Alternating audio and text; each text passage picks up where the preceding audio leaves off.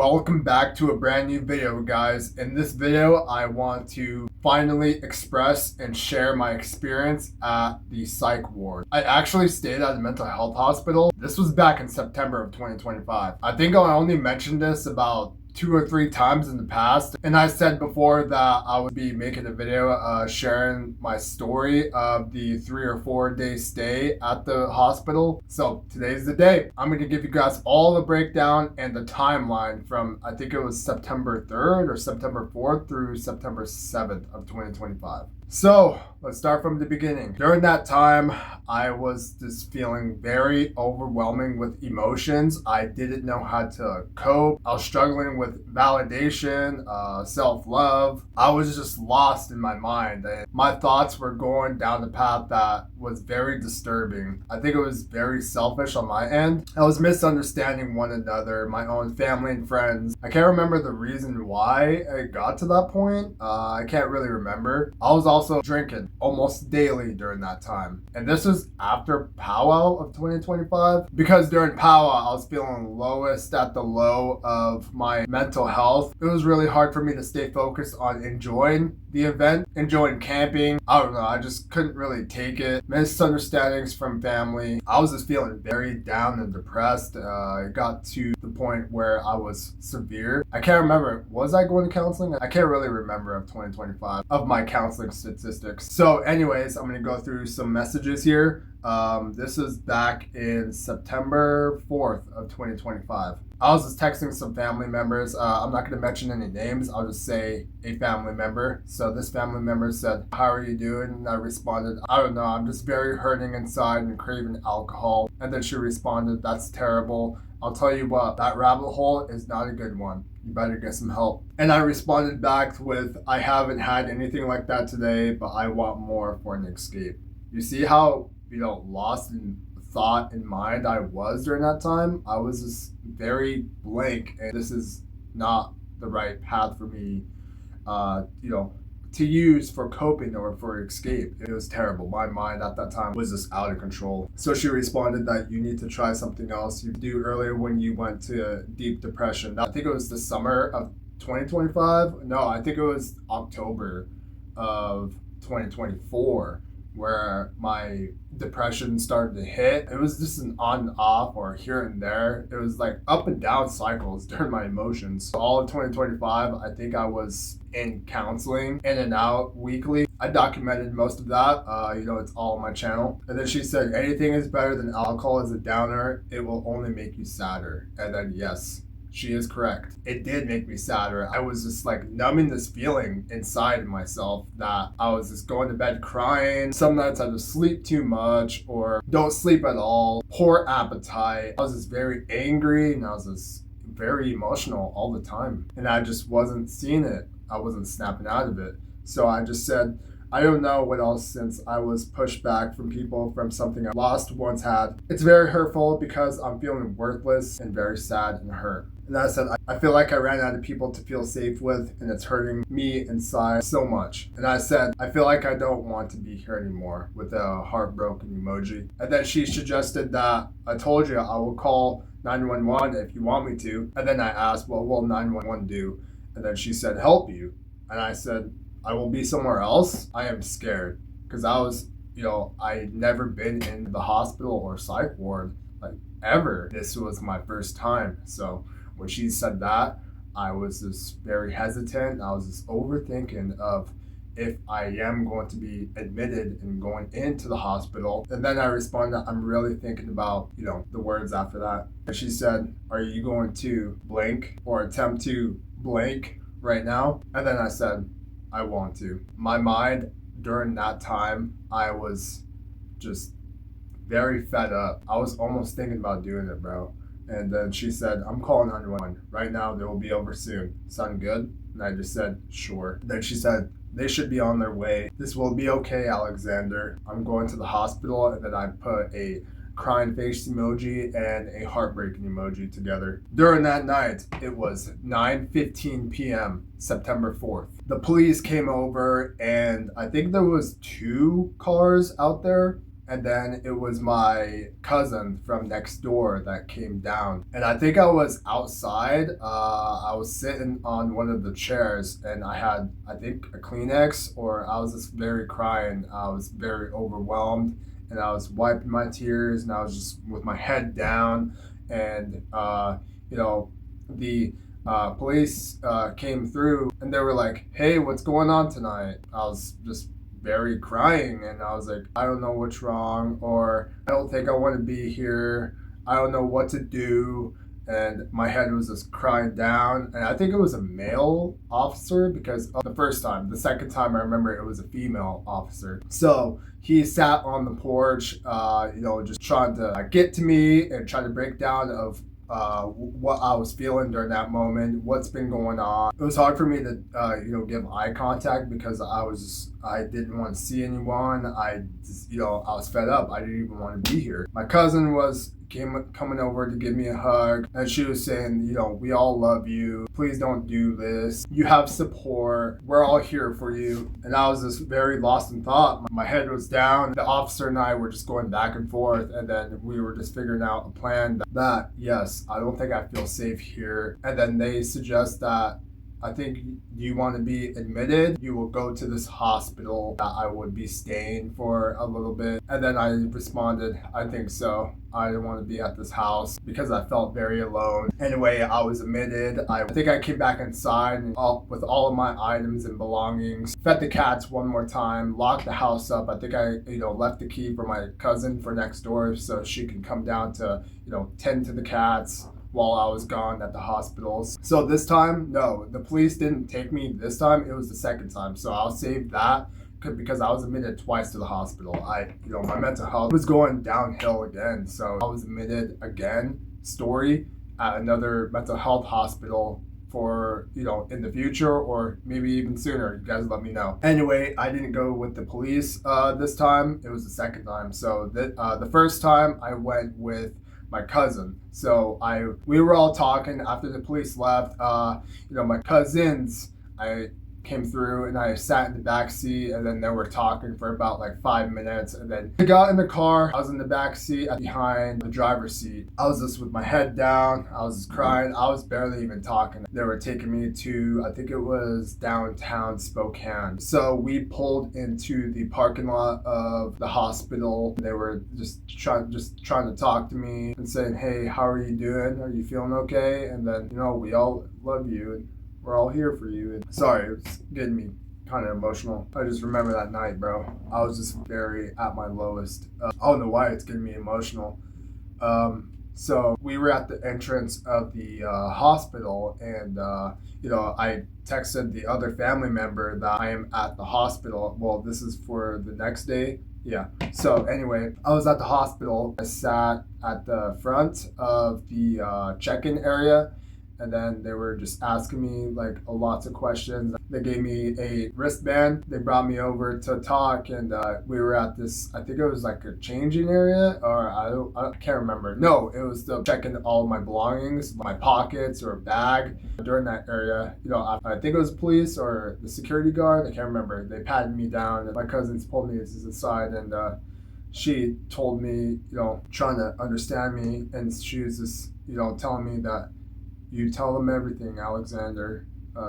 Everything that's bothering you. Don't be afraid. And then, we all love you and we're all here for you." And after that, I was very overwhelmed with separation anxiety. It was much worse because I was somewhere different, and with the hospital, it was hard for me to like look back and then seeing them leave. And then when they brought me back to the back area where people are held, she told me that she couldn't, it was very hard for her and just leaving me there. And I think she said that she sat out in the parking lot for about probably 15 minutes, 20 minutes, because it was hard for her to leave me there. Just imagine you're leaving your cousin. Anyway, I was in the back. They put me in a holding cell. It was kind of like a bathroom size brick wall. There was a camera in the corner, steel door. It had the glass. So they put me in there, and then every other time one of the staff came in to check on me and like write some notes down, or like what's bringing you in here today, and then trying to see the reason why I was there. and I was just trying to tell them like I just wanted a close connection. Nobody understands me. I had to change into their outfits to sleep, and then they got all my belongings or clothes that they put it in the bag, and then they store it. And I was there overnight, and then every other time they come in and check on me. So anyway, during in that holding cell, the lights go off here and there. I think I I think I fell asleep about 2 or 3 times. And then one of those times I woke up and I think it was a tray of food at the end of the bed. I ate some of it. It was just, oh my goodness. It was just so much for me during that time. What was scary was that one of the other people, I think it was the next cell over, or they were very aggressive, and then the security actually tackled them to the ground. It was right outside of my room. Anyways, the next day, I can't remember, I think they woke me up very early at 7 a.m. So it took a long time all through the night. They told me everything like, hey, you're getting transferred from a cab, a taxi, all the way, because it wasn't too far, it was just literally right down the road.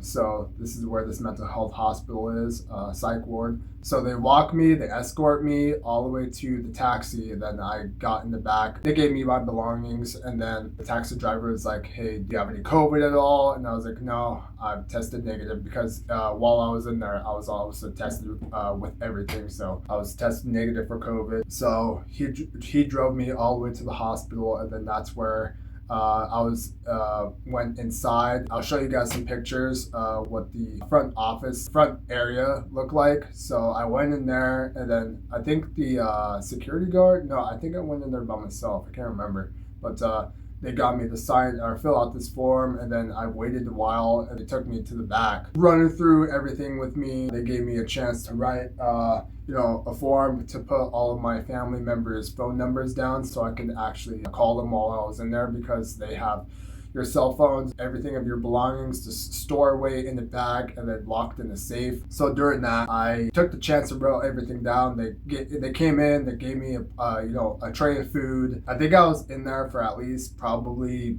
25 minutes to 30 minutes. So it was a long process. And my family members I have it right here. I am at the hospital. I think I'll be here for a while. My phones will be locked up. You got this, Alexander. Take this time to really focus deep down inside. Reasoning so you can heal too. You've been tucking some things deep down, and you got to release yourself, find the strength and power. I'm proud of you for doing this. I want you to be happy and live happily. I want you to love yourself again. I love you. And I just said, I think I'll be here for about 3 to 5 days. I think I went there on a Friday, I believe, if I remember right. So I just told her my phones would be locked up. Sorry, guys. Just thinking about that during that time, getting me very emotional. So anyways, I was changing to my outfit. I think I was wearing blue. They take me up, and then they brought me into one of the units. I think that's what it's called. So there's each units for each groups of all of the patients. I think I was taken to the nurses room area where they store my clothes. Oh yeah, I remember I changed back into my clothes from the previous hospital before I was escorted to the taxi cab. I had to change into the hospital's outfits just to be sure that I didn't bring anything to hurt anybody with. So that's the reason why they had to do that, and they took my clothes and they stored it into the safe downstairs. So that's where all of my belongings will be secured. So anyway, after that, I had to follow one of the staff to show me everywhere of the place, because I was literally scared. I was very shy. It was a lot of new people that I don't even know. It was away from home. Lots of strangers. I was showing a little bit of a tour. I'll throw up some pictures right now. That's where one of the desks was, the hallway, one of the rooms. So one of the staff brought me to introduce me to my roommate. My roommate was kind of about 16 years older than me, so about a little bit older, but I was very shy. I was kind of tense. I was looking down. It was like my first day of school. My name was written on the whiteboard along with him. I think I'll keep his name private, or any other patient's private. Anyways, after everything they showed me, there's a schedule here. I got the paper right here. So all of us had to get up at 6:30 a.m. Pretty early, than at home here. Schedules begin around 6 a.m. and then Rise and Shine, and then that's where we do our personal hygienes and vitals. Yeah, they take our vitals every single morning. Okay, so it's Friday the 5th, I think it was. And then we have a break. I think we have multiple breaks. And then lunch around 11:30. Personal hygiene, music, TV time in the activity room, fitness group, depending on the day. So therapy group on Monday through Thursday. Then 1:45 afternoon snack. And then 2:15 process group, 3 p.m. break, nursing wellness group at 3:15, 4:15 is another break, and then dinner in cafeteria around 4:30, 5:15 art room, and then TV phone break with the phones in there. We're just on the wall where we can call our family members. 6 p.m. open gym and fresh air. They take us outside. I'll throw up a picture of what it looks like. Those two different areas, so we'll be able to go outside during these certain times. I think it only lasts about 15 minutes. So at 6:50, there's room time. Oh yeah, we have to be in our rooms with our roommates because I think it was shift change. We had to be in there. Oh yeah, the doors had to stay open too. And then you can't be in your room by yourselves. This is what the difference was. So for the second time I went to the mental health hospital, rules were different, but I would discuss that in the next psych ward video where I was admitted for the second time. After that, there's an evening snack. This will be the final snack for the night. 7:45 wrap-up group, and then 8:30 it's meds, education, and personal hygiene. And 9:50 that's the reading time. 10 p.m. lights out. So doors all had to stay open, and yeah. So that was for every day. I made good, I guess, relationships, or not relationships, but meeting new people to be able to connect with. My roommate was kind of intimidating to me a little bit. We did kind of discuss here and there, sharing where we were from. We started to bond, and then he kind of accused me that I was touching his dice or something. This is what they give us. This die right here. It's kind of squishy, but I think he had about 2 of them, 3 of them. I can't remember. I think I went into the room, and then he was saying, "Hey, did you touch my dice?" Because I had it laying on one of the numbers, and then it was like tipped like that, and I was like, "No, sir, I did not go near your space or area." And I said, I wouldn't do that. And then he was being so targeted and aggressive towards me, and he was like, "Yeah, you better," or something. I can't remember what he said, but I felt like I really wanted to tell the staff because I felt threatened. I didn't go near his space at all. I'll show up a picture of what the rooms look like. I was at the second bed closest to the window. He had the bed that was closest to the doorway. Anyways, I kind of tried not to talk to him. During lunch, he said, "Could you sit at another table?" And I do, it's very understandable. The lunches didn't really last that long. I felt like I was rushing to eat because I think it was 20-30 minutes or something to eat, and I tried to eat as much as I can. So everything else was nice, like the yoga. There was another person in there that I connected with. I think she was kind of flirting with me or being too nice or something, because I know how females act when they probably have a secret crush or like me, because one of the rules in there on one of the papers on the wall, they said there's no romantic relationships when you're in here, or when you get out, or no cuddling, invading each other's spaces. Other patients were slammed the door, and then there was lots of yelling. Oh man, it was a whole thing. But I forgot to mention, during the first a little bit of time while after I was introduced to everything, I was sitting at the front where the exit was. If you push the door, there will be an alarm. I think it was on the second floor or third floor, and then the elevators, you have to have the key to be able to activate. So I was just sitting there with my knees up like that, and I was just crying, and then one of the staff came over when I was kept looking at the door because separation anxiety, being away from home. I was overthinking what's going on out here on the res. It was scary for me. Anyways, all of the scheduling, it was the same every day. And then those like regular check-ins during the night shifts to ask each and every one of us, like, "Hey, how is your mental state? Do you have any of these thoughts?" And then we give them updates. And after that, we did lots of activities in the activity room, and there was lots of coloring. I'll show you guys some papers here. That's one of the ones. We did lots of activities. This one says, "Reflect on 30 things, big or small, that you are grateful for today." And I just placed, that's what I was on that list. And then, I just took some word searches from the place so I could do them at home, but it's been months. But yeah, this is one of the ones that I was coloring. It was pretty nice. This one is identify these 3 things area of your life. And then I said family, relationships, and patience, self-love, and self-acceptance. Create 3 goals to work on for each area. And then I'm not going to read all that. You guys can just look at it yourself. And here's one of the other ones that I colored that I didn't finish. And then there's all these other papers that, I had to read over and sign. But they gave me a journal. This is what I have here from the place, but there's nothing written in it. Let's see. Then there's a whole thing here. Effective communication skills. This is the whole thing. But if you guys want to read that, by all means. I don't know if you can really see it. Yeah, so it was just the same thing every day during the phone call. At times, the phones were turned on by the staff at that one desk area, in front of the hallway to the rooms. Anyways, did all the hygiene, everything, followed the rules, and just kept up to date. And then we did a lot of activities and used coping skills. And then the food in there was okay. Desserts okay. Drinks, snacks were okay. One person in there.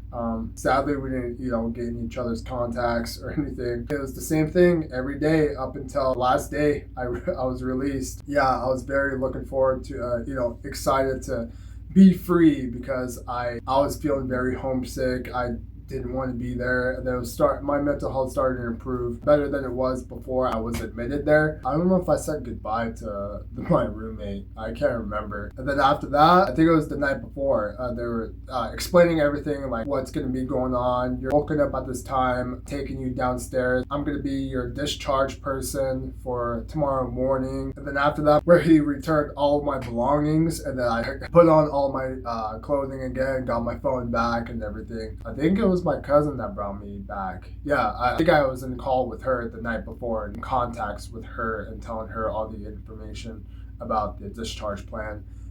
So after that, I was discharged. I got out of there. I think it was a 3 or 4 day stay, and it kind of changed my mind of how my mental health was. And I think I was back in counseling again. It was nice to see my cousin's face, walk through that door, and then after that, went back home. That's where I uploaded all of my powwow videos. I think it was in the end. I think it was day 4 of the Spokane Tribe Indian powwow video. I said that I went to the mental health hospital. So that was the day that I got out. So that was my psych ward experience. It was pretty chaotic in there. It was different around other different people that was away from home, and it was just a whole change in experience, a different scenery. It kind of improved there. I'd say the second psych ward stay was a little better than the first one. I can't remember. But anyways, I returned back home. And then that's where they gave me all the papers here. I still have the wristband right here. September 4th, 2025. I didn't rip it. I just kind of took it off like that, squeezing it through my palm. But that was my stay at the psych ward, because I was feeling very lowest of the low of my mental health at that time. Severe depression. But with my mental health right now, guys, I'm dealing with severe trauma from recent events. So I'm trying to deal with it alone. Don't really want to burden anyone with it. But that was my experience at the first psych ward back in September. If you guys want to hear about my second story of second time I went to the psych ward, it wasn't the same place in Spokane. It was actually up north. This one was pretty recent. It was back in, I think it was March. That one was kind of similar, but a little bit different. If you guys want to hear that, I will be happy to share that experience and one of the reasons why I went out to Spokane and all of the other extra nonsense. But that was my story of me at the psych ward. So if you guys made it to the end, I appreciate you guys listening to me and hearing me out. Hope you guys enjoyed. Please be sure to drop a like, subscribe if you haven't already, and you guys have a good one.